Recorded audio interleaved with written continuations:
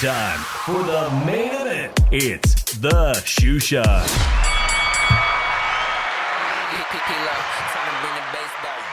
¿Qué onda, vatos locos? Damas y caballeros, it's your boy Dave in the 702 broadcasting right out of the fight capital of the world, Las Vegas, Nevada. And joining me as always is my homie from the city of brotherly love, Philly Irish, Drew Evil. ¿Qué pasa, homie? Uh-oh. Okay, box of tissues. A box of tissues? I forgot it's an empty box of tissues. So many people cried the other day, man. I had to give them tissues and everything. Well, Drew, I don't know if you're talking about us, my beloved 49er fan, the 49er faithful, my whole team. Are you talking about the Niner family? Are you talking about the Raiders? Else, Dave. It's not about your Niners struggling right now. It's about Saturday. And, ever since that. Well, when I saw you bring something out, I thought you were going to bring out the famous Easy Work postcard you got. Well, you get that too, because it was. Oh, Drew, I wish I would have gone down to the casino and made that bet prior. I was too lazy Saturday morning, doing nothing in particular. I'm like, oh man, I should have made that bet. I should have known better. I should have known better than to pick Anthony Joshua. Listen, I tried my hardest on Thursday on the Roundtable, the 200 episode. Shout out to everybody involved over there.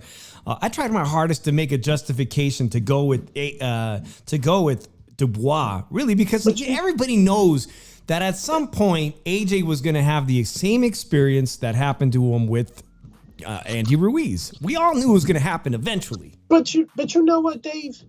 You should have went, because every time I pick the exact round in a heavyweight fight it ends in, it's been called right the whole time. Ironically, I'm going through our channel, looking at some old videos, and just hours ago, I'm like, oh shit, Drew made a video a year ago right here on this channel, the end of Anthony Joshua a year ago. You had predicted it, but yeah, Anthony Joshua kind of went on a winning streak, even beating Otto Wallen, that Tyson Fury. He had a bit of a good win streak. And so did Dubois with two wins against major contenders. And now they're talking about Dubois might be fighter of the year. Well, we're going to get to that. But before we get to your rant on I'm sure people can't wait to talk about the destruction of Anthony Joshua. We got to talk about Jaime Munguia and the return of Friday night fights and Oscar De La Hoya. Finally, Oscar De La Hoya had a really weak clapback Thursday. In fact, Jaime Munguia might as well have done a clapback Friday, because according to Oscar, that was still his fighter. And now, it's the writing's on the wall that Jaime Munguia is a top-ranked fighter now. So much so that Bob Arum is reportedly going to be trying to have a homecoming fight for Jaime Munguia this December in Tijuana. And they're talking about Gavril, a fighter that David Benavidez fought twice and beat twice, who's 38. They're talking about maybe having Jaime Munguia fight in TJ at home, in front of his home crowd against a 38-year-old fighter. We'll get to that. But let me quickly get on the subject of the earlier undercard, because I was on another podcast today in the chat, Drew, and I said, hey, man, this fight weekend was phenomenal. The undercards were all very predictable, though. All of them pretty much according to the script. But what was great was the main events, Drew. Emiliano Vargas, the son of Fernando Ferros Vargas, one-time Oscar De La Hoya's big nemesis. He improves. He's only 20 years old. He fought an Irish guy from the East Coast, a journeyman, a club fighter, and expectedly, the guy fought valiantly, but of course, no match for a young phenom, Drew. Emiliano Vargas, I don't really have much to say, because they're developing him quite slowly against, club fighters and whatnot. I guess I gotta wait another year or so. He's in the hottest division in boxing, 140, Drew. When is the right time to step up the competition for somebody with such a big name? He comes from such a storied name. His father was a champion. His father was a very young champion too, Drew. They gotta start stepping it up now with him. Yeah, I wish I could say the same, but this coming up Saturday, we're going to find someone that I interviewed in his very first professional fight, a kid that it was very endearing to a lot of podcasts, a lot of boxing channels on YouTube. I'm talking about Xander Zayas. I thought he was taking a step back because he just fought a former world champion in the Brazilian fighter Teixeira, but This is what's great about Pro Box. The guy he's fighting, his name is Damian Sosa, the samurai from Mexico, also from Tijuana, from the Mexicali region. He had a sensational fight against an undefeated fighter on Pro Box. So, you know what, them TJ fighters, man, them Mexicali fighters, you could never count those guys out. It looks like a step back, but again, the guy's coming off a big performance because, you know, you would think that they're trying to put Xander Zayas in some kind of like top 5, man. Let's see Xander fight. Let's see him fight the big dogs at 154 already. But we're gonna have to wait. By the way, Michaela Mayer, 147-pound title shot against what's her name, Sandy Ryan. That'll be the main event on that this coming Saturday. But Drew, the co-main was very interesting on Friday night because it featured a Philadelphia fighter who was representing Team Combat League, Joey. I brought up his picture earlier, man. Joey got disqualified. He said he was going to retire, but they offered him this big fight. Drew, he got disqualified for the mouth guard coming out 3-4 times. He was warned about it. But Richard Torres, I don't know if Wile E. Coyote, shout out to you, saying he has Mike Tyson-like qualities. He definitely has the build of Mike Tyson, the short stature, the big legs, and he gets up underneath you. And Joey's been in the ring with a lot of, you know, big names in the heavyweight division, but he has like over at this point, what did I write down here? Yes, 12 losses. I thought he was doing all right representing Philly well defensively, Drew, but he just kept getting banged up, man. Richard Torres' offensive output was too much, man. He really can throw a lot of punches. I can't help but think, how does Richard Torres stack up right now against somebody like Dubois? Like, when is Richard Torres going to be in the top 10? Drew shaking his head. No. He's too wild, and he's going to get nailed. Hey, shout out to SB. Good to have you in the show. I mean, I want to think that the guy who won silver for the U.S. in the Olympics, wow, man, is that the last person to medal for the U.S.? Silver medalist would, at this point, it's been how many years since he won that medal? Fuck. I would think, excuse my language, I would think he's getting ready to fight a heavyweight in the top 10. But Dave, here's the thing. He's undersized for this division. I think he needs to campaign in cruiserweight. A lot of people think he needs to campaign. He should have campaigned in cruiserweight for a while and everything. Get his feet wet and everything. He's a champion, or he's a guaranteed champion at cruiserweight. I don't think he's even going to be a contender in heavyweight. Yeah, I apologize about what's going on in the background. Oh, you can't see it. I'm trying to share the show. By the way, guys, if you guys want to share our show on any social media platforms, man, Drew and I would greatly appreciate that. Drew, I thought he would have. I thought he would have moved down a cruiserweight at the very beginning of his career. I was shocked. You know, I thought he would do what Usyk did and take over the cruiserweight division, because he really has like the body frame of a young Usyk. And at this point, I don't know if Usyk's going to be around by the time Richard Torres decides to step it up, or even step it up against the likes and get a title opportunity against someone like Dubois, who is the new IBF heavyweight champion of the world. But Drew, there's so many guys in front of him, monsters like Zalil Zhang, who deserves a shot potentially, rematches with Usyk. I mean, I don't know when Richard Torres is going to step it up. I enjoyed his fight this Saturday, but I can't wait to see him step it up. That brings us to Jaime Munguia. Jaime Munguia came up short. He's still pissed off, Drew. He said he's pissed off. He won't let this go, man. He's pissed off that he said Canelo Alvarez said, "I carried you." What are your thoughts on that? Canelo's being ignorant, and to say that, you just being disrespectful and everything. And half the people think you duck Benavidez. So, and half the people don't think you want a fight that is competitive anymore. So, doesn't really give you the right to say that shit. You carry the dude and everything, because you can say that all you want, but I don't think he carried him. I think Hyman's skill set, his chin was there. I don't think Canelo could have knocked him out. I think, it's like the Berlanga fight showed Canelo's on a decline. It just point blank, he's on a decline. Well, Drew, it might have come earlier and we're just not paying attention to it. Maybe we could even say the decline started happening before the Jaime Munguia fight. Well, this is the tail of the tape this weekend, Friday night. This fight turned out to be extremely entertaining. Eric Bazinian of Eye of the Tiger, Drew, he's a Canadian fighter. 6'1". You guys can see the reach was very close, 32-0. Armenian fighter, but out of Canada. Drew, he spars with Christian and Billy, another beast at 168, who's quickly ascending up the 168-pound rankings, actually probably number one in one of the sanctioning bodies. And then he also spars with Better Biev. They're all like stablemates. But sparring just isn't the experience you need inside the ring, actually going 10, 12 rounds with the former world title challengers or former world champion. Jaime Munguia is a former world champion. It just didn't prepare him. Like, he looked good in spots. He had a great jab. He was putting together some combinations, but as soon as Jaime Munguia started pressuring him with those body shots and coming forward, the writing was on the wall, man. I think I give credit to Joe Habib over at Ringside Reporter. He said that, Bazinian has a habit of standing straight up, and that was going to be perfect opportunity for Jaime Munguia to start breaking him down to the body. Nerd says, hey, Munguia gave this guy a proper beating. The guy did end up succumbing to the pressure of Jaime Munguia. And you know what's funny? Did you notice how Jaime took that round off before he put the whooping on him?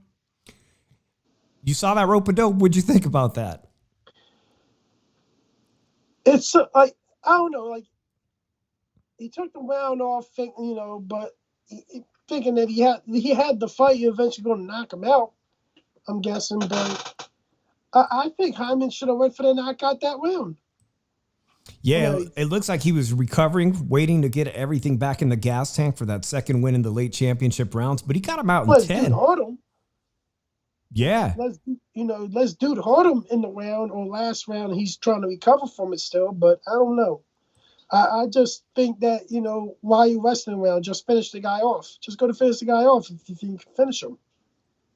Exactly. Drew, this list at 168 of the fighters now, Jaime Munguia made a statement, in my opinion, because to be honest, this guy he's undefeated. He really is world class. He has an outstanding amateur pedigree, but he had never been under these big fight opportunities. And so now you got to wonder, I'm talking about Eric Bazinian, by the way, who I think is like Trevor McCumbee 2 weeks ago. I think even after losing, he kind of announced himself in the division, the 168-pound division. When Canelo's out of there in a year or so, the world is going to turn upside down. This division is going to be red hot with guys that have one loss, like Caleb Plant, who lost to Canelo, like Jaime Munguia, who lost to Canelo. You have Christian and Billy knocking on the door of an IBF opportunity. Maybe he'll fight William Skull. I don't know how William Skull is in front of all these talented people to get a title opportunity. It just doesn't make any sense to me. You could even throw in Berlanga, who's now faced Canelo and has one loss. The only people here on this list that have not fought Canelo yet is going to be Diego Pacheco, Christian, and Billy. Lester Martinez is still fighting on Pro Box. He missed his fight last time. I don't know how. We got to wait and see how good the Guatemalan fighter Lester Martinez is, who trains with Terrence Bud Crawford. But all of these guys, and then some, I mean, who do you think moves up from 160 to 168 next year? Because I got two guys right off the top of my head that I know.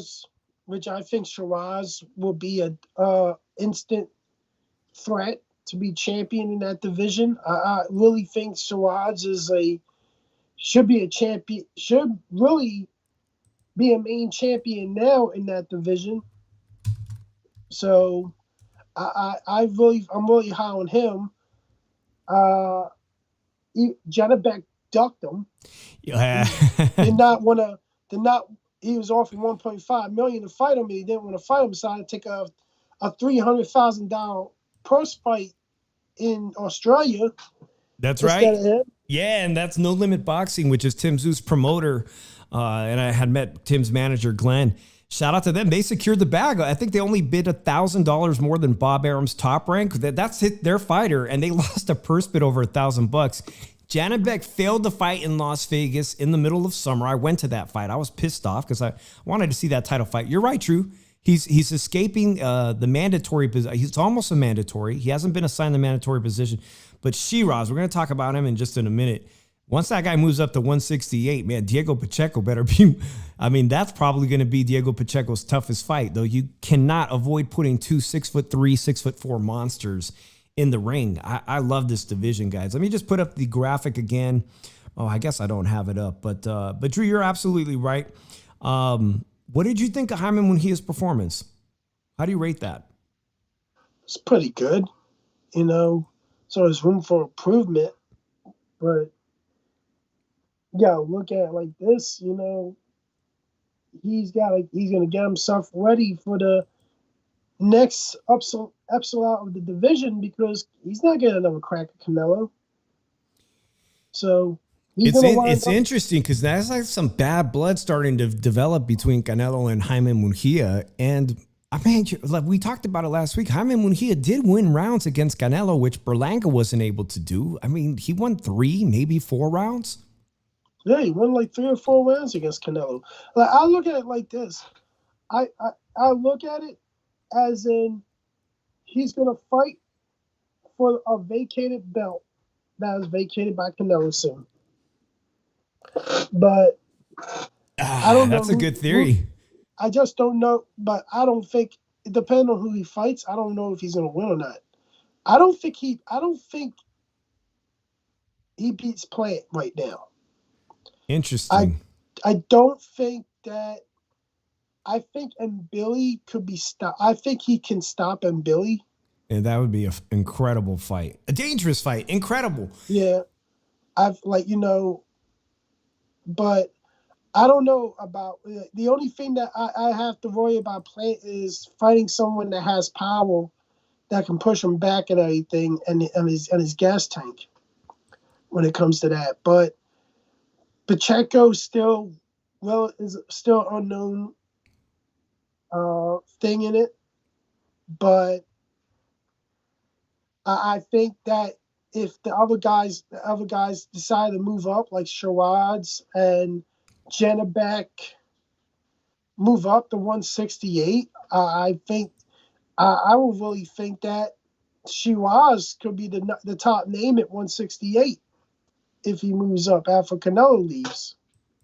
Yeah, and by the way, there's rumblings about Shiraz fighting Eubanks Jr. Eubanks Jr. is absolutely not the most talented person at 160, and forget about 168, but somehow he brings the money, or he thinks he's about that money. He's turned down some really big offers, I've been hearing, and this looks like, because the UK does so well amongst themselves, that this could be a potential super fight for Shiraz, because you did mention, Drew, I think he's like the number one to fight Carlos Adames, and Janabek, but they like don't want. I mean, you're in a position at 160 where you can't force them unless the sanctioning body says it's a deal, man. You got to make this fight by X amount of time, and it's not happening for Shiraz. So I wonder, Drew, will Shiraz wait it out? Will he fight Eubanks, or will he just move up to 168 where all the money's at?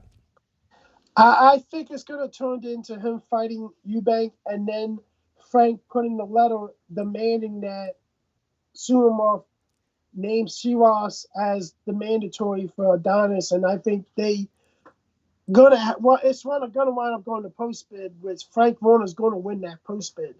PBC's in no condition to bet on fights and everything. I think Frank wins this going away, and I think we're going to see Adonis vacate or go to the UK and get destroyed by Shiraz.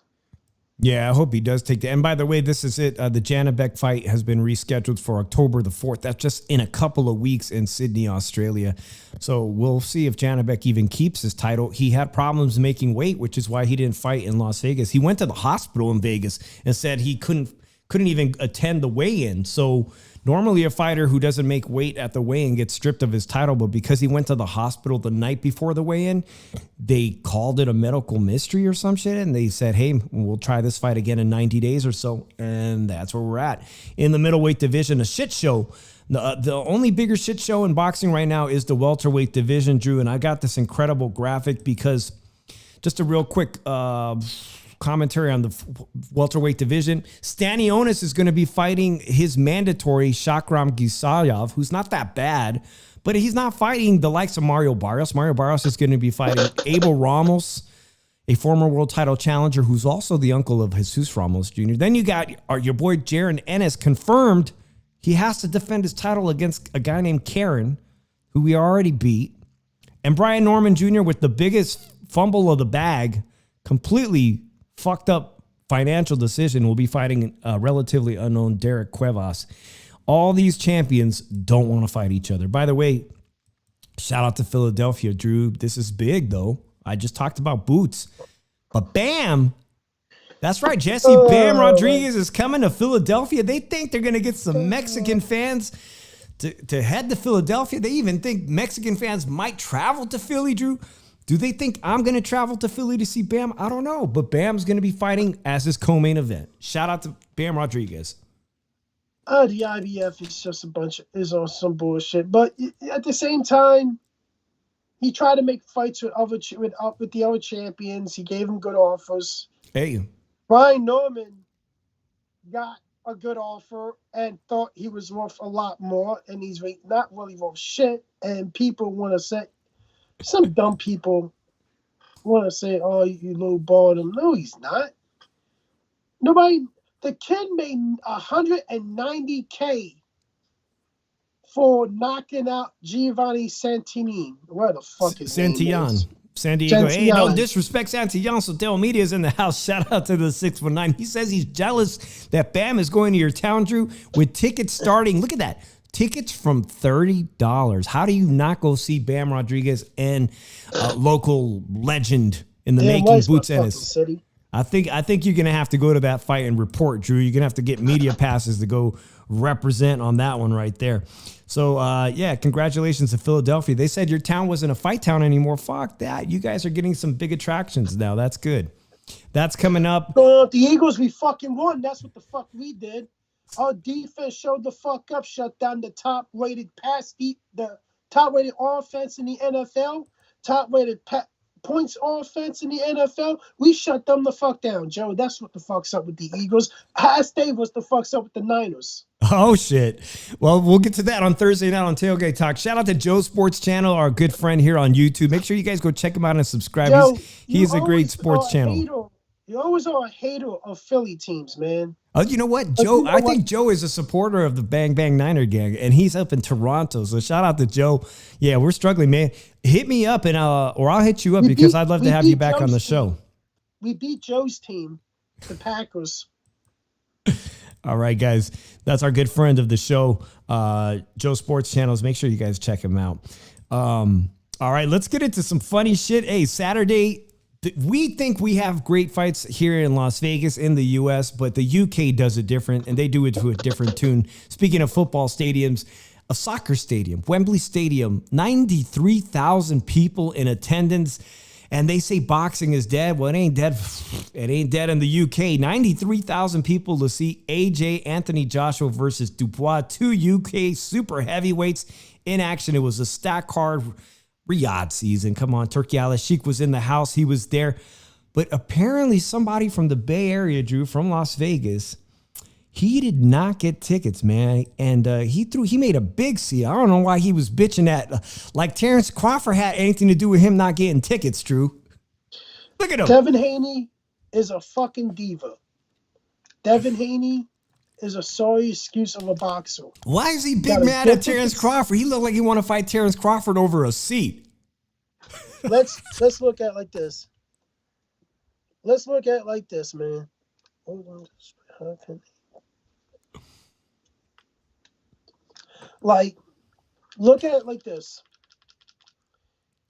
Devin Haney got his ass whooped, cried until he got his O back and everything. And the thing about it is, man, he acts like a fucking diva and everything. And he doesn't realize that everybody knows he's exposed. Drew, take a look at Devin Haney. And then you got Terrence Crawford screaming to the rafters, "Let me fight Canelo. Let me fight Canelo." Look at Terrence Crawford and look at Devin Haney. Devin Haney looks like he's an inch taller, and he looks like he's at least 10 pounds heavier walking weight. And you got Terrence Crawford screaming to fight Canelo. You don't have Devin Haney, who still makes 140. He's screaming to fight a junior middleweight, a middleweight, let alone a 168-pounder. Devin Haney is massive, but his whining was pretty massive, so much so that Eddie Hearn had to reply to him on social media and said, "You asked me at 6 a.m. this morning. First, I look after my fights, ask someone else, and drop the arrogance." Because Devin Haney was bitching on social media Saturday morning. "Wow, I'm in London. Eddie Hearn won't give me tickets to the fight, but I keep mentioning me. He keeps mentioning me at every chance he get. Eddie, the fakest." I won't say that. He is the fakest I ever met. Dude, didn't Eddie Hearn get millions on DAZN fighting bums?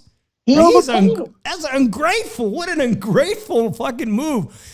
Wow, he's fake, but he got you overpaid. He was overpaid. You're damn right. He was overpaid for a minute over there at DAZN. Let's get to the Saturday card. A lot of predictable undercard bullshit. Drew, let me just go through it. Josh Warrington hasn't won a fight in I don't know how long. The former two-time featherweight champion moves up to fight Kasachi, who just got that belt at 130, and Kasachi roughed him up. Anything predictable there? Is it time for Josh Warrington to think about retirement? I think he does need to retire. I had it one-sided. I had it 117. I had it 117, 111. I just don't think this was a competitive fight.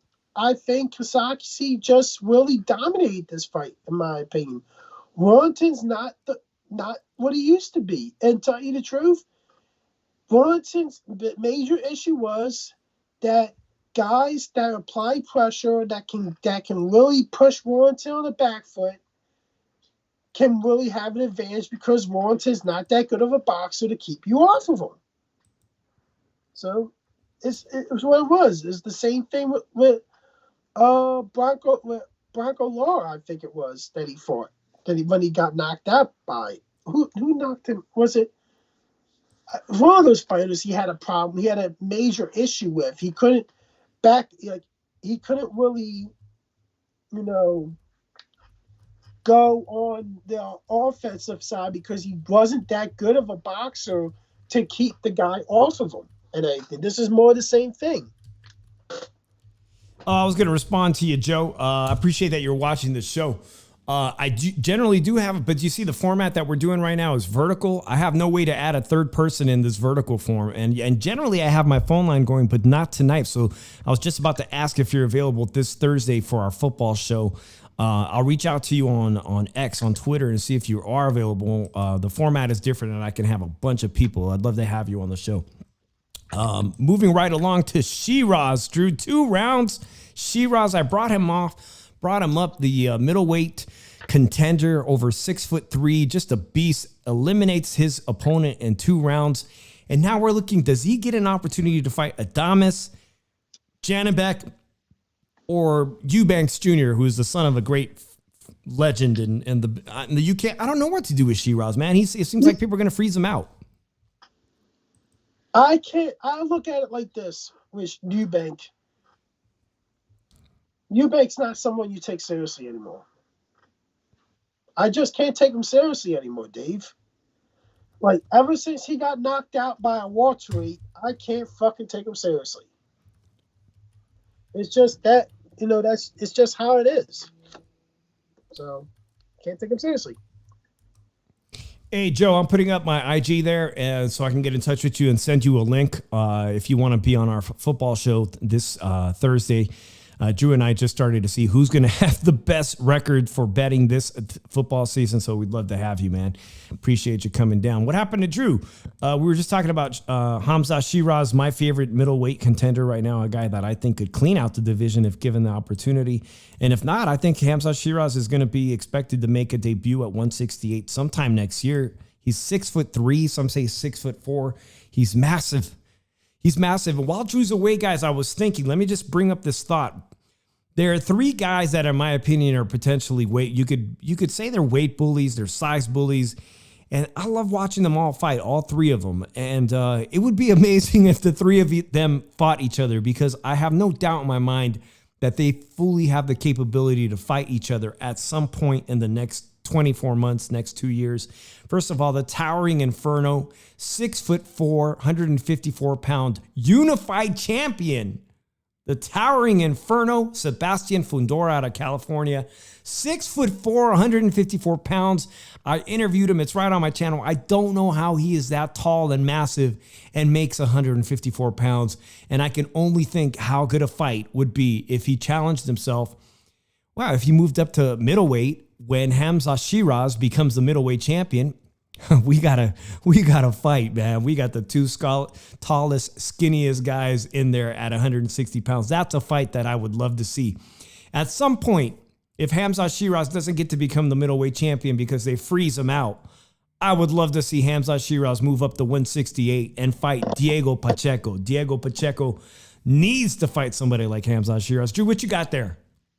Someone donate me a box of tissues. For who? Who's crying? Who's crying now? Oh, God. AJ, you lost, man. Oh,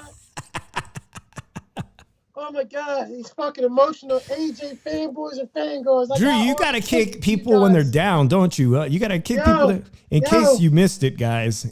Yo, to the person that said this was the knockout of the century, you're fucking full of shit. Dude, he could have broke his neck on that third one. Stop and stop. And you shouldn't talk boxing anymore. Because you're on someone's dick so fucking bad, it's not even funny. If you want to talk about knockout of the century or something, at least talk about someone that was a fucking 20-1 underdog like Hasim Wakman against Lennox Lewis in Africa. And in their first fight. He was only a 5-1 underdog, Dave Jabbar, you stupid dumbass bitch. Sheesh. Cry me a river. Still.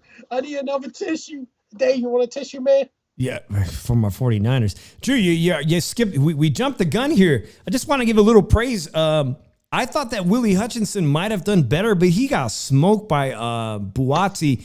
Like I said before, Dave, easy work. Buatsi absolutely made it easy work, but one judge gave it to Willie Hutchinson, who was dropped twice and had a point deducted. You want to talk about a horrible judge.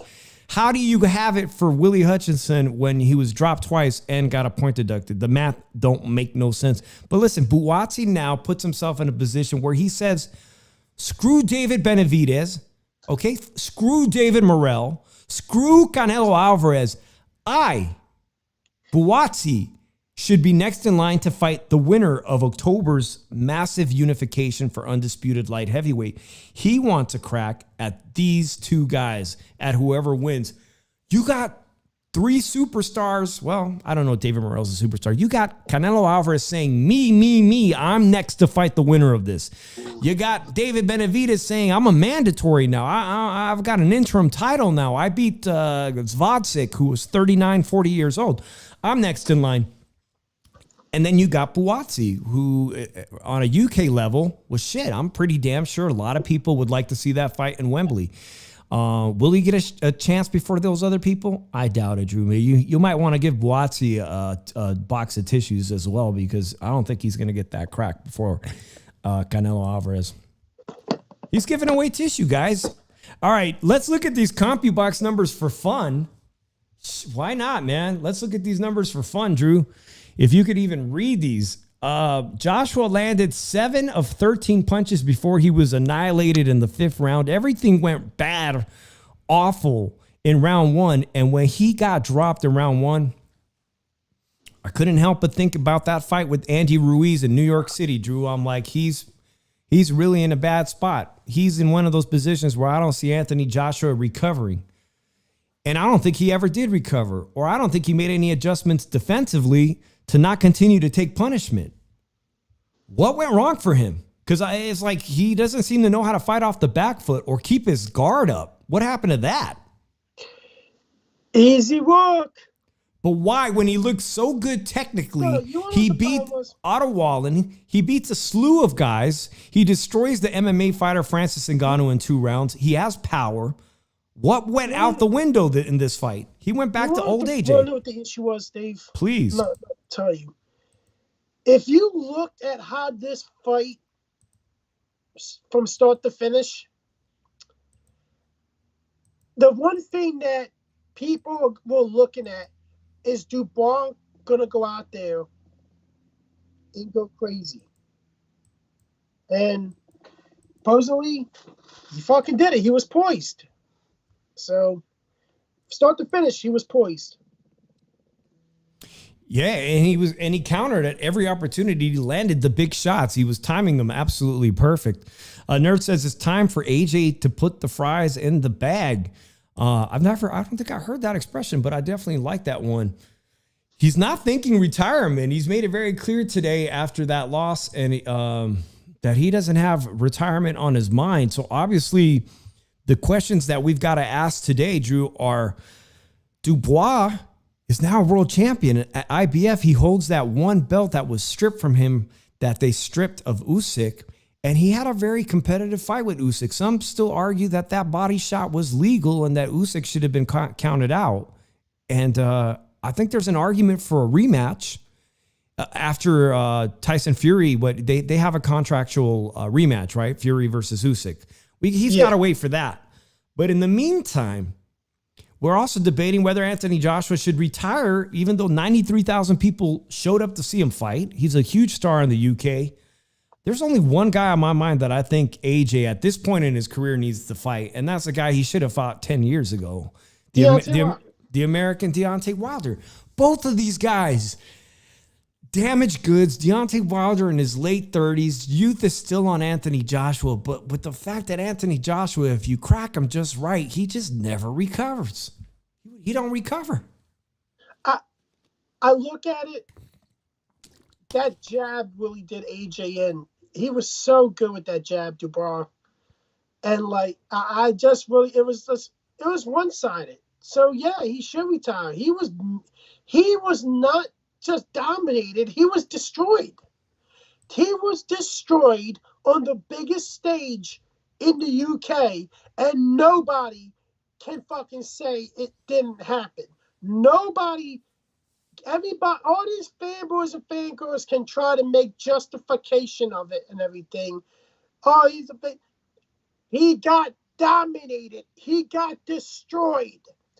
He's never going to be the same after this shit.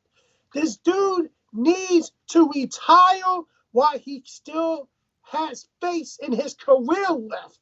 Because if he takes another beating, his legacy, it'll be fucked. You saying it'll be tarnished.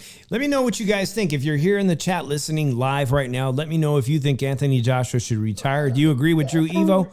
And if you're watching the replay, make sure you drop a comment and let us know. Do you think it's time for Anthony Joshua to retire? I think with his fan base, Drew, that fighting someone like Deontay Wilder at this point is not as high of a risk as we think it is. And it could be a very competitive fight. And Deontay Wilder is approaching 40. And Deontay Wilder needs that final payday to cement his legacy, to say, man, I've got so much money now that even my children's children don't need to worry. And a fight at Wembley, should Deontay Wilder be brave enough to go over there, man, it'd be a great bag for him to just get. You know, Deontay Wilder could, like I said, take care of his grandchildren from that, make sure every generation is taken care of. I don't think it's that dangerous. But Drew, it took Anthony Joshua how many fights after he got knocked out by Ruiz to recover? It took him. He was damaged goods for years. It took him 2 years before he got back into winning shape and got his confidence back. I don't know if he comes back in the very next fight with any confidence. I know he went through it before. He literally even hired a sports psychologist to treat him. He had a therapist treating him to try to fix him in his head, though, as to why he was afraid to get hit, to take big punches, to be aggressive. Now he's aggressive, and you saw how that worked out for him. He got aggressive in that 5th round. He was banging his chest, let's go. And this is basically the result of it, man. It was one of the most spectacular KOs of 2024. It's a horrible finish. But again, he got up moments later. I mean, he probably should have been checked out. I don't know if he went to the hospital, but he should have been checked out. But he stood up on his own feet when they raised up both their hands. I mean, I don't know if he could take the kind of punishment. The heavyweight division has got so many big punchers that, him banging his chest saying, let's trade shots like they're a couple of Mexican featherweights. That ain't the kind of fighting Anthony Joshua would do. And he reverted to that. He reverted to his bad habits. He reverted to his bad defensive skills. At one point, one of the shots that clipped him at the end of the first round, his guard was completely down while he's backing up. He should have seen that punch coming, and he didn't. He didn't. So like Drew said, the jab was already working early. Hey, big shout out to my good friend Sarah H from Urban AZ on YouTube. Make sure you guys go check out Urban AZ. Big shout out to Sarah. Nerd says, Agent can still fight Fury after his rematch. Nerd, it's great you bring that up while Drew's not here at the moment, because you're absolutely right that big heavyweight showdown, Dubois was the young guy that people had written off. They had written off Dubois after he got his orbital bone broken by another UK fighter, a guy I liked fighting when he was the, what would they call him? The hammering, whatever, Joe Joyce, who trains right here in Las Vegas with Salas, as a matter of fact. They wrote him off. They said he's a quitter. He had his eye damaged and broken, that orbital bone, and he's damaged goods. And he put together just a ridiculous string of wins this year. People were arguing he is potentially a fighter of the year, now the IBF champion. I like him. I put him up there as a potential for fighter of the year. But for Anthony Joshua, his star power, the guy who sells endorsements, who has his face on magazines probably all over Europe, who has modeling contracts and commercial work, you can't really count him out completely because he's still going to generate fat money. And I'm sure there's people that want to see Tyson Fury and Anthony Joshua in Wembley Stadium. You got two potential still massive fights before Anthony Joshua completely hangs up the leather gloves. And you're right, man. He's got to fight Tyson Fury. When Tyson Fury's done with Usyk, depending on how well they do, maybe Tyson Fury wins this one. I doubt it, but maybe he does win this one. Then he gets 3 titles. And people are going to say, well, Dubois got to fight him. It all depends on if Tyson Fury loses again to Usyk. Then you got 2 people coming off big losses against Usyk. And no shame in that. Anthony Joshua lost twice to Usyk. Will Dubois lose twice to Usyk as well at some point in their career?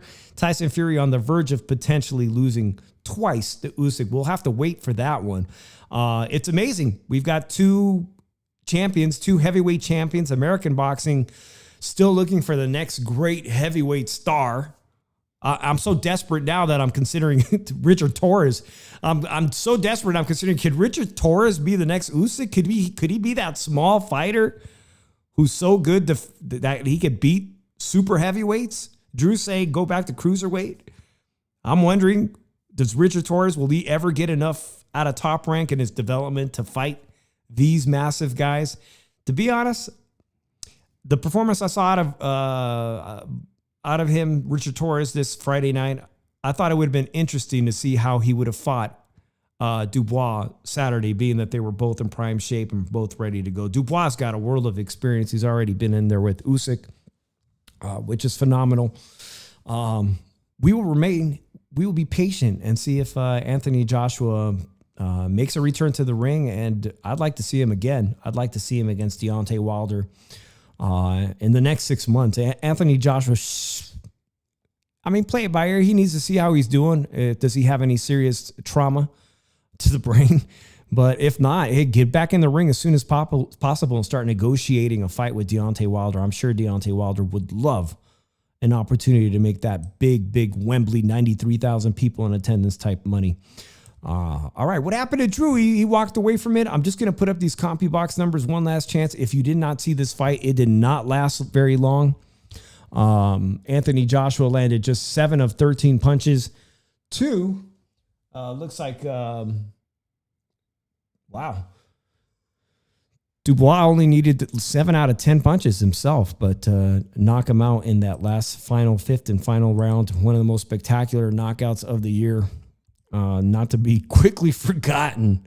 Man, AJ got done like he did in that first Andy Ruiz fight. All right, guys, there is some good boxing this weekend, but the main event, it looks like the main event is a woman's card, and no shame in that. That's all good. It's going to be Michaela Mayer, who she's in my intro, guys. Really a wonderful person, a wonderful fighter, a wonderful champion, Michaela Mayer. Good friends with a colleague of ours, Christine in the Ring here on YouTube, Michaela Mayer, former Olympian. She is headlining a welterweight showdown this Saturday against Sandy Ryan, the current champion. You guys know that Michaela Mayer, she's gone up big time in weight. She, I think, was fighting at 130, 130 pounds, now up a total of 17 pounds, which she says this is the right weight for her. She says she's always meant with her height and reach, and she feels very comfortable and strong, and she's going to get a title opportunity. We know that she lost a title opportunity against Alicia Baumgartner, who was later found to be on all kinds of testosterone and whatnot. One wonders if those two women will ever fight again. But a very tough fight for both ladies. I can't pick a winner in this. Now, the co-main, as I was just talking about this, Xander Zayas returns to the ring against Damian El Samurai Sosa. Okay, he's from Tijuana. He's 28 years old. He's 25-2. 2 losses, obviously, for a Tijuana fighter could be a major setback. We've seen other Tijuana Mexicali fighters come up from 2 losses and end up becoming world champions. I'm talking about at 126 pounds. God, why can't I forget? I already forgot his name. He was knocked out by Angelo Leo recently. But other TJ fighters have successfully become world champions. And I think he's fighting and training with Robert Garcia. So Damian Sosa, who appeared on Pro Box TV on YouTube, he beat an undefeated 154-pounder fighter that you guys can go watch that tape, Marcus Valle. Will he give Xander Zayas, a young prodigy, problems? Is he going to make this a very dirty and rough night for Xander Zayas? Xander Zayas should be thinking about fighting the elite at 154 pounds, but now he's fighting a tough guy who could potentially be a spoiler this weekend. He should not be on the caliber. Damian Sosa should not be on the caliber of Xander Zayas, who was picked at 17 years old on Top Rank. Top Rank picked him up at 17 years old. The guy won multiple national titles, maybe 15 or more national titles at the amateur level. Can a Tijuana fighter with some big wins, hard-fought wins from Pro Box TV, do enough to be the upset and do something unthinkable and beat an undefeated Xander Zayas?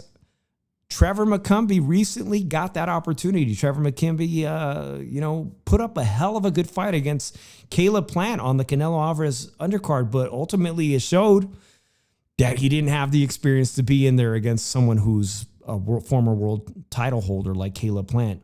Will Damian Sosa have enough skills, have enough experience to do young Xander Zayas dirty? That is the fight to watch. Let me just quickly see if there's anybody else on this card that's of note or interest. Yeah, really quickly, Bruce Shushu Carrington, 126-pound contender, someone that Top Rank also thinks is their brightest star, potentially probably their best talent in the lower weight classes. He's fighting Suleiman Segawa, an African fighter, and I want to let you guys know, I saw Suleiman pull off an enormous upset at the Palms Casino this summer. Suleiman Segawa beat my guy from Salinas, California, Ruben Drac Villa, who was on a path. I just talked about that former 126-pound featherweight champion. He was on a path to fight him, a guy who he had beat on Showbox. And it looked like Ruben Villa was going to get a title opportunity again to fight somebody who he had beat on Showbox and has now had the world title. Suleiman ruined that. Suleiman outboxed him. It was a very poor showing. And ironically, Ruben got a lot of sparring in at Robert Garcia's gym in preparation for that fight against Suleiman Segawa.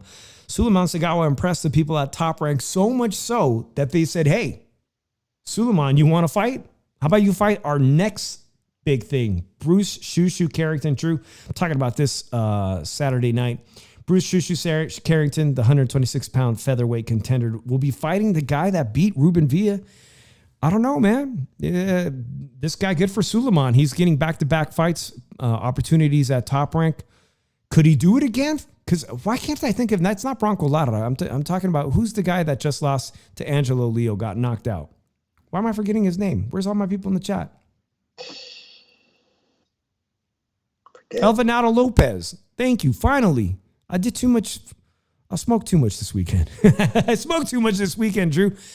Elvinato Lopez came to Top Rank and successfully beat two of Top Rank's best contenders. He beat San Jose's Andy Vences, and then he beat Gabe Flores of Stockton, California, and then he goes on to win a world title. Could Suleiman Sagawa be the next guy to pull off that kind of miracle? To beat two of the top guys at Top Rank? He's not under contract with them. He's on a fight per fight basis. Hey, you want to take another shot at one of our top fighters? Here we go. That's on the undercard this Saturday, coming to you from New York and Verona.